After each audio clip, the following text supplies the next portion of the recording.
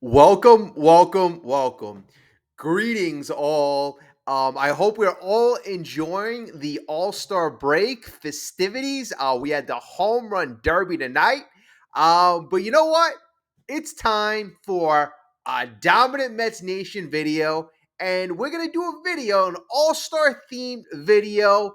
And this video is going to be about what is going to be the all time Mets team. If you had to construct that once in a generation all-star lineup from past New York Mets or current New York Mets, what is the best lineup that you can construct?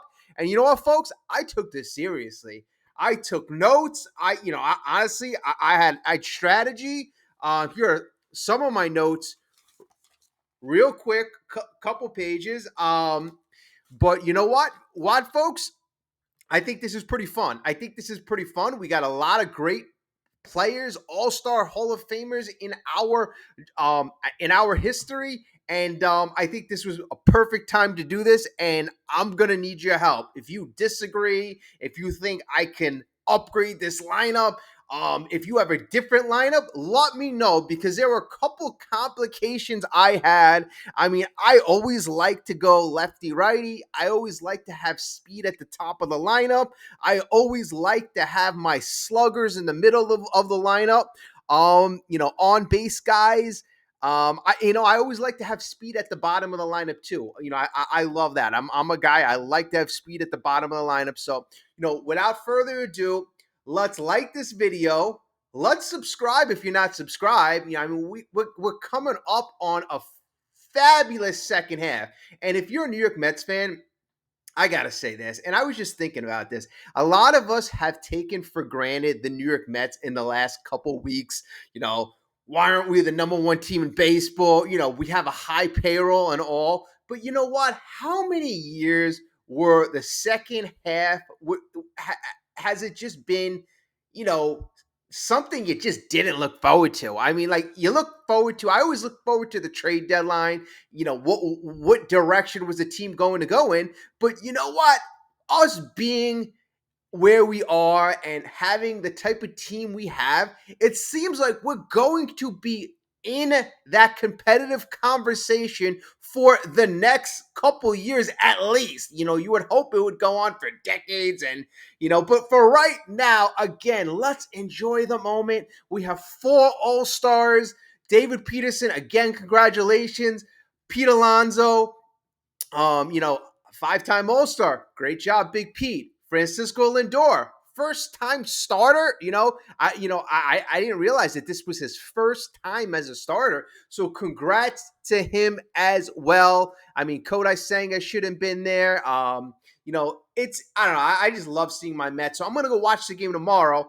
But today, let's go through that lineup. All right. So without further ado, I'm gonna go lead off. Starting at shortstop. And I'm going to go with the future Hall of Famer, the captain, Francisco Lindor. Now, what I'm going to do is I'm going to take the best version of these guys, right? So, Francisco Lindor's highest WAR year was 7.3. His career OPS is 816. His career batting average is 273.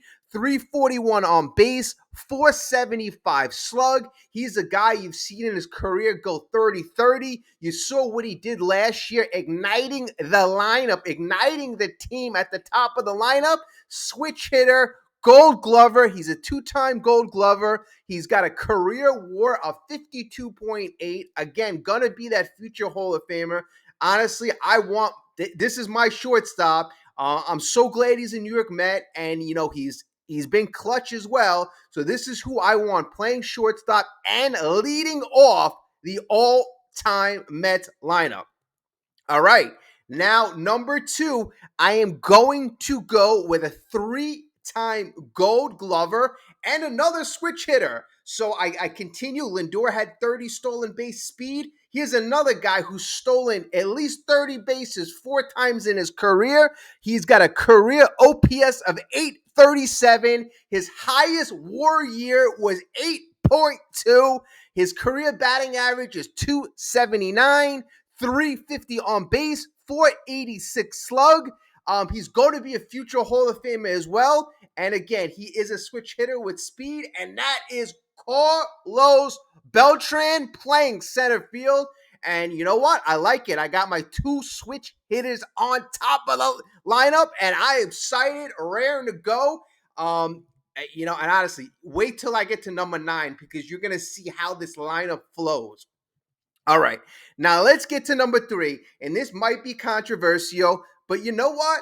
This guy, regardless, is going to be here for a very long time. So we are going to start inserting this guy in career Met lineups, lifetime Met lineups, and this is going to be Juan Soto. And I got Juan Soto playing left field, the career OPS of 949. His highest WAR year was 7.9.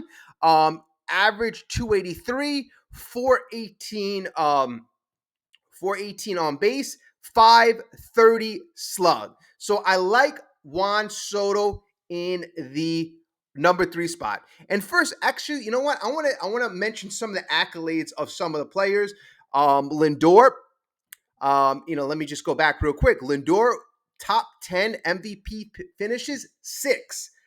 5-time All-Star, 4-time Silver Slug, and 2-time Gold Glove.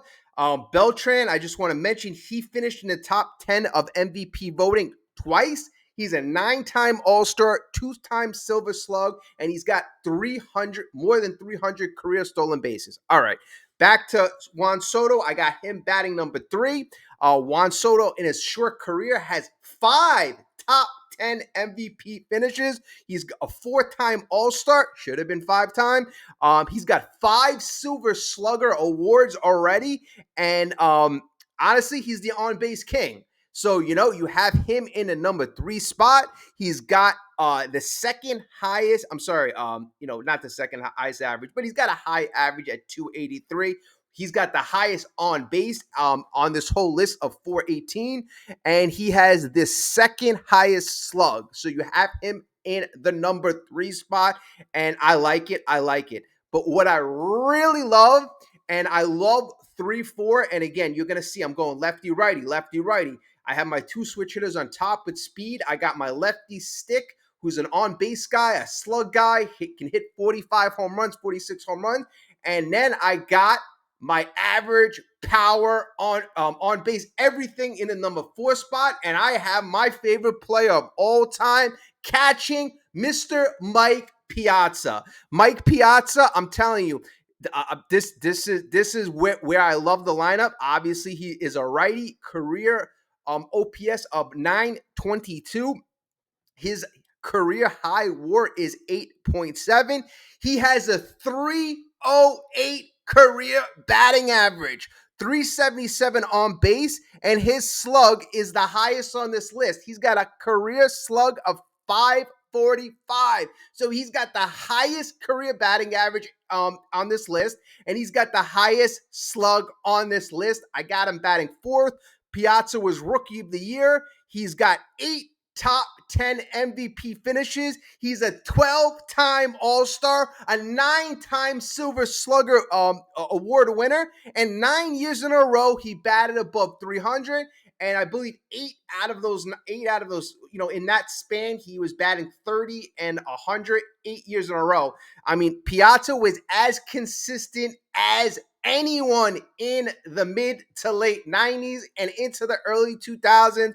I need Mr. Mike Piazza as my cleanup for the all-time Mets team. Okay, again, I'm going lefty-righty again, and in the 5th spot, and I could have tweaked this around, but the reason why I have him here as opposed to the guy I have 7th is because of this guy's dynamic ability to slug. So you put this guy in the 5th spot, and I have Mr. Darryl Strawberry protecting Mike in the 5th spot, batting Honestly, this guy in the mid 80s, nobody more dynamic at the plate. Nobody more dynamic. A World Series champion, career OPS of 862, career high WAR of 6.3. His career batting average a little lower, later on in his career wasn't as dynamic, but his career batting average is 260, 357 on base, and 525 career slug.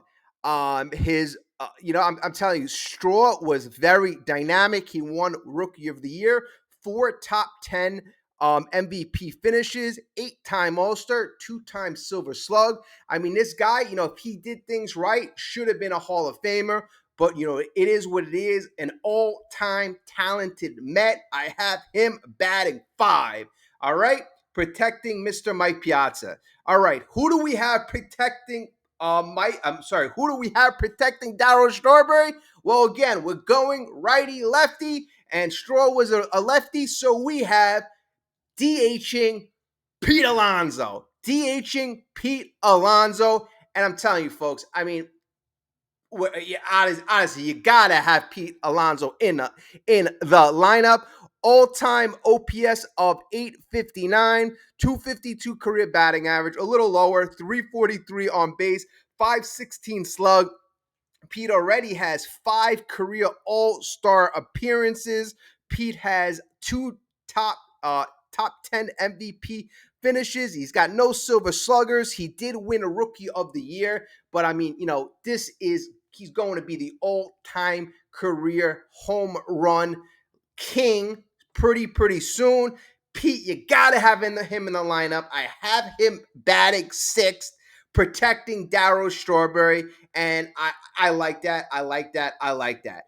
Well, you know what? Let's start things up again. You have a lot of guys with the slug in the middle of the lineup. Soto and Piazza, you guys who get on base, guys who can hit home runs.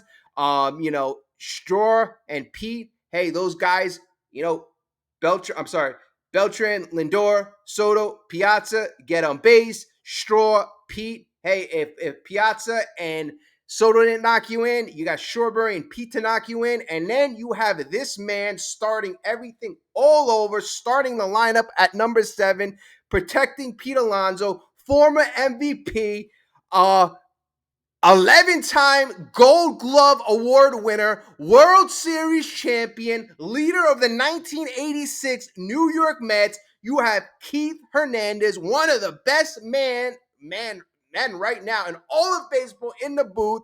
Very, very entertaining still. And I like this. I like this. I like this. We got leadership right now in that team. Gold Glove on the defensive side, and you have him again, the lefty stick protecting Pete. He has that MVP, 3 top 10 MVP finishes, 5 All-Star appearances, 11 Gold Gloves, and 2 Silver Sluggers. He has a career WAR of 60.3. He's not a Hall of Famer, but he is damn close. And you know what? He is no doubt about it, a champion. And I had to have him in this lineup, and I am so glad I do. I mean, there were, other choices. You could have went. I was thinking maybe John Olerud. John Olerud had a couple of really great years with the New York Mets. But you know what? I had to have Keith in this lineup. I had to have Keith. All right. Number 8. Another very legendary career with the New York Mets. Not a World Series champion, but he is a champion in the hearts and minds of many Mets fans. I'm still sad that he retired a bit early. Hopefully he is enjoying life with his family. I know he is a true New York Met for life. Hopefully Pete Alonso can have that title when he retires. And I'm never, ever going to forget what this man put his body on the line to produce for us. Didn't quit at the end. Should have probably retired much quicker than he did, but he wanted to come back and produce for us. And that I have batting 8th, playing 3rd base, the captain, David Wright.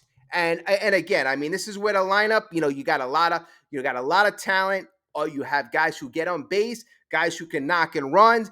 David Wright, phenomenal career. His highest career WAR was 8.3. 8.3, 867 career OPS, 296 career batting average, 376 on base, 491 slug, two-time Gold Glove Award winner, four-time finished in the top 10 of MVP, seven-time All-Star, two-time Silver Slugger. I mean, if this guy did not get hurt, would have probably been a Hall of Famer. I mean, honestly, could do it all. He had pop, he had power, he had average, on base was close to 380. Could do it all. Could do it all. Again, wish he would have stayed healthy. Wish he would have stayed healthy. All right, so you have David Wright, and again, we are continuing the lefty-righty. You had Keith at 7, batting left. You have David Wright, the righty, batting 8th. Now, we have, this is a little bit of, controversy. Not a controversy, but, most people I notice in the all-time Mets lineup, I saw Edgardo Alfonso at the second base position. And, I love Edgardo Alfonso. I love Edgardo Alfonso. I remember waiting online outside the Sprint store, Main Street, Flushing. He did a signing. I forgot. I was like 13 years old. Waited outside for 2 hours to get his autograph. Still have it. Is this it? Oh, shoot. This is it right here. It's crazy. Edgardo Alfonso. And this is actually that exact autograph I was talking about. If you could see it. And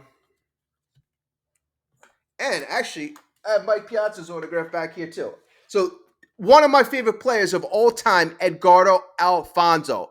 But I was looking for a little more dynamic element to go along with the top of the lineup. I have my 2 switch hitters on top with pretty good speed, 30 speed potential from the leadoff and the second base, Beltran and Lindor respectively. So you know what? I want a dynamic element at the bottom of the lineup. So I have a switch hitter, most dynamic player in Mets history. Nobody better. Asking, the coaches, had a personal conversation with one of the coaches from the 2008 team.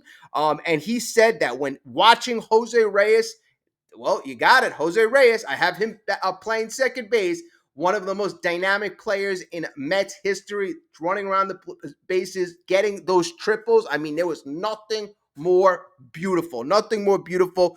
Batting champ, I believe, in 2011. One top 10 MVP finish, 4-time All-Star, 1-time Silver Slug, over 500 career stolen bases. But there was nobody more exciting and, putting pressure on the pitcher, on the opposing defense.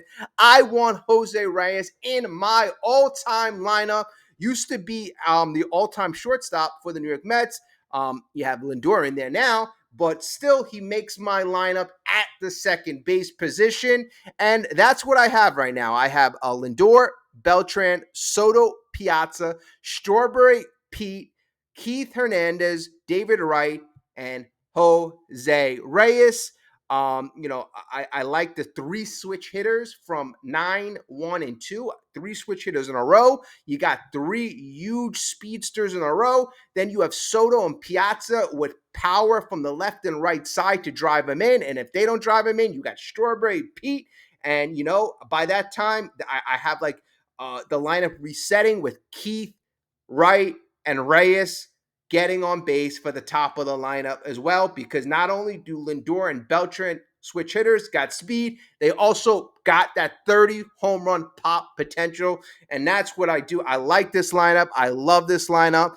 And the slug guys, with the guys with the highest slug, I have all batting in a row. Soto, Piazza, Strawberry, and Pete. Soto has a 530 slug, Piazza 545, Strawberry 525, and Pete 516. And that's kind of why I grouped Strawberry at number 5. I was thinking about putting Keith at the number 5.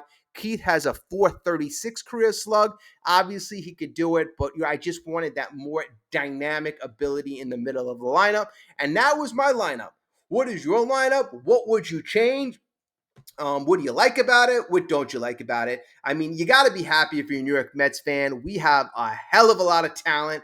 And you think about this right now. You have Soto and you have Lindor, both career, both future Hall of Famers, in my opinion. And you have Pete right now, too, in this lineup. So you have three current New York Mets in the all time Mets lineup, which is pretty significant in my eyes.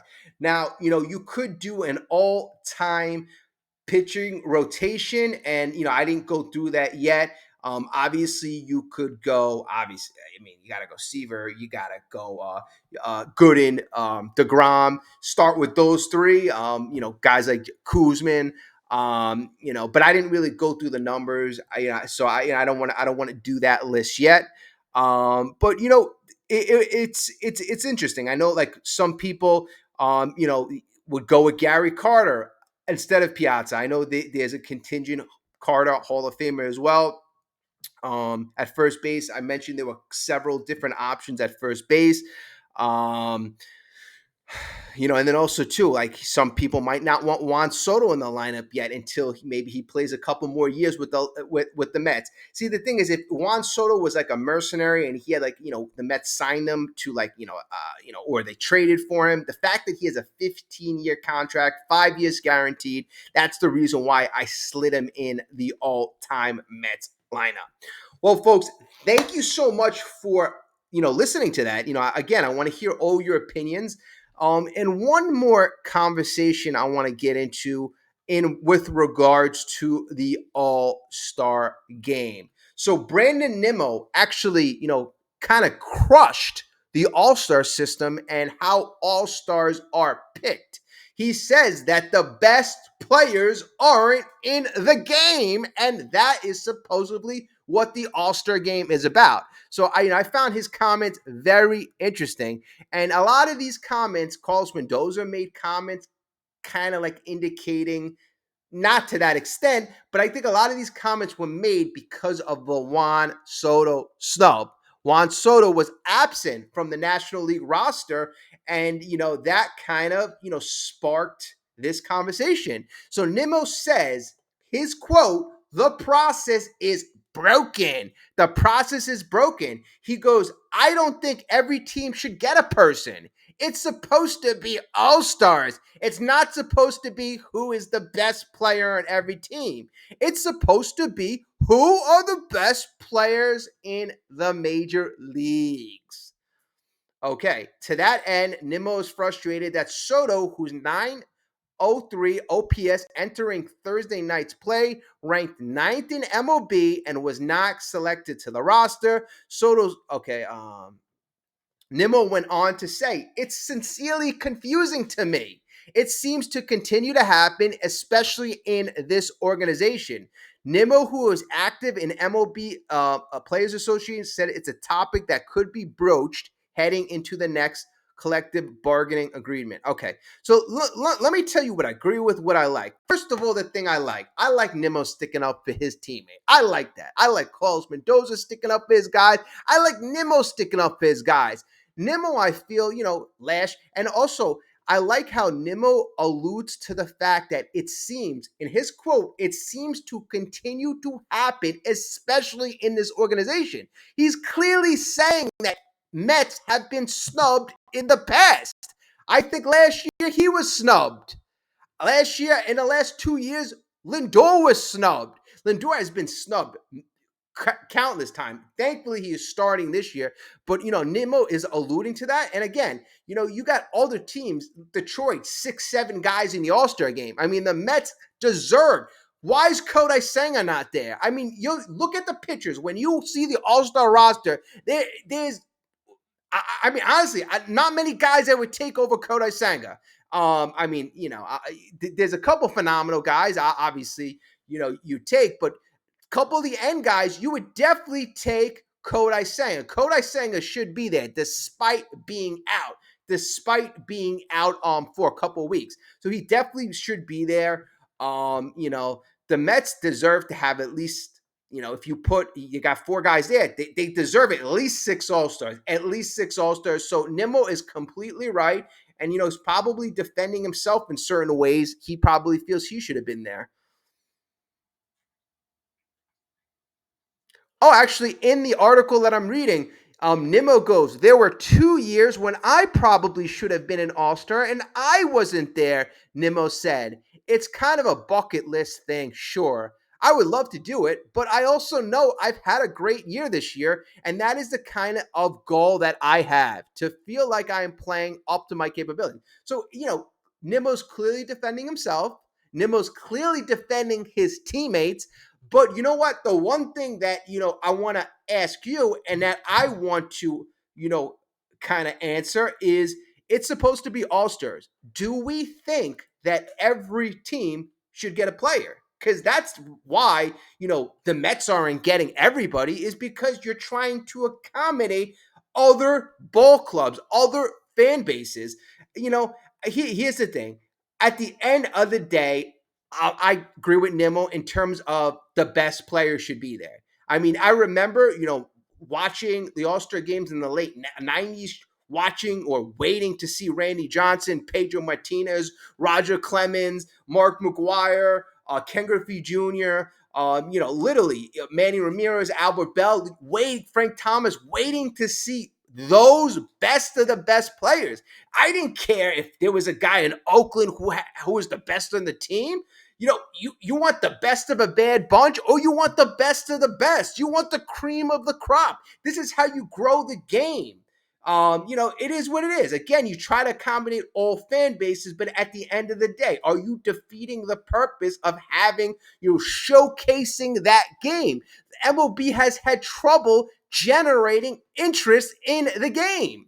Well, you know what? Not having your all stars there or the best players, that's a problem. Juan Soto, yes, he had a bad, his not bad, but he didn't have a Juan Soto like first 2 months. Didn't play horrendous. Didn't play horrendous. There are other all stars who are in the game that have had worse April and a worse May, and it didn't have a career historic June that Juan Soto did. Plus, Juan Soto is a household name. Juan Soto's numbers are the best in, Juan Soto's numbers are amongst the best in baseball. Juan Soto should have been there. He certainly should have been there. He's an outfielder too, so there are multiple outfield positions. I don't know. That's one I just I don't know. I don't get. I mean, and then you think to Nimmo's quote, like, is there something like against the Mets? Because apparently the Mets organization, according to him, it apparently happens to. And how can I disagree? How can I disagree when Nimmo has been deserving, Lindor has been deserving. We've had players that have been deserving, and they just haven't been there. They just haven't been there.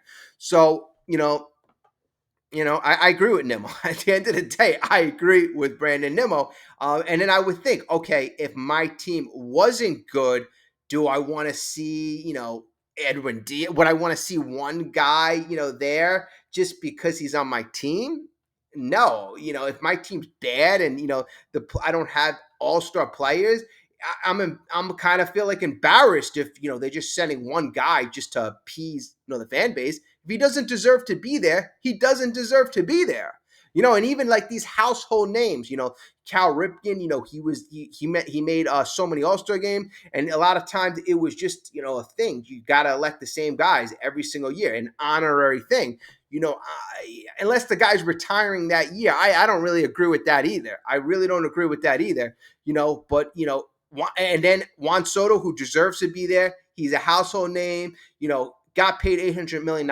Shouldn't account for that, but that makes things a little more interesting. But you know what? I hope this motivates Juan Soto. You don't make the All-Star game, go win MVP and go lead your team to a World Series.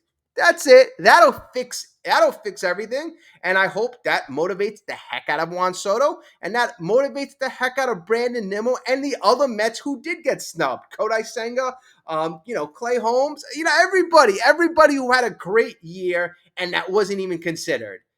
So that's my 2 cents. That's my all-star video for today. Again, thank you so much for listening, watching, and supporting the channel. And again, as always, leave your thoughts, opinions, comments down below. Like, subscribe if you haven't get a chance yet, and that always helps at the channel. You know I appreciate you. I love you. And again, I continue to thank you.